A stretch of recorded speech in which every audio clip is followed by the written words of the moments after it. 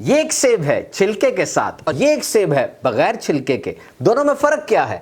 اس سیب میں 332% زیادہ وائٹامن کے ہے، 142% زیادہ وائٹامن اے، 115% زیادہ vitamin C, 20% more calcium and 19% more potassium ہے۔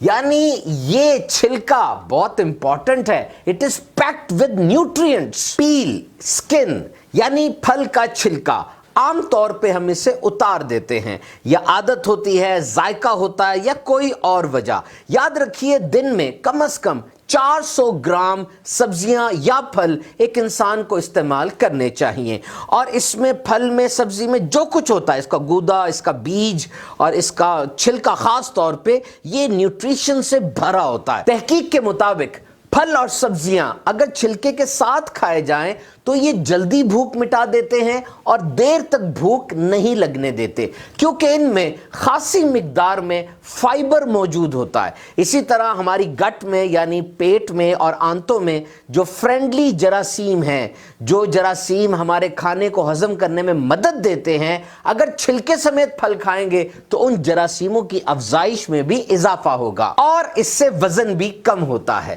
بعض پھلوں اور سبزیوں کے چھلکے کچھ موٹے ہوتے ہیں، جیسے پائن ایپل، اناناس ہے، انینز ہیں، میلنز ہیں، کیلا ہے، تو ایسے چھلکوں کو استعمال نہ کیا جائے۔ چھلکوں کے اوپر عام طور پہ جراثیم کش سپرے کا اثر بھی ہوتا ہے، تو اچھی طرح ان کو پہلے صاف کر لینا چاہیے۔ So these peels are not only leftovers in kitchen، تو یہ چھلکے صرف کچن میں کوئی گند نہیں ہے، بلکہ ان کے بہت سے فوائد ہیں۔ یہ موسمی اور مالٹے کا چھلکا سکن کے لیے بہت اچھا ہوتا ہے، اور یہ کیک میں اور دیگر جو میٹھی چیزیں ہیں اس میں فلیور دینے کے لیے بھی استعمال کیا جا سکتا ہے۔ اور یہ جو سیب کا چھلکا ہوتا ہے، یہ چائے بن سکتی ہے، اس کی اپنی الگ سے چائے ہوتی ہے، اور سیب کے چھلکے کو ہم اپنی ریگولر بلیک ٹی اور گرین ٹی میں بھی فلیور دینے کے لیے استعمال کر سکتے ہیں۔ سیب کا چھلکا، اس سے جیم اور جیلی بھی بن سکتی ہے۔ تو کوشش کیجئے یہ تمام چیزیں سیکھ لیجئے، اپنے بچوں کو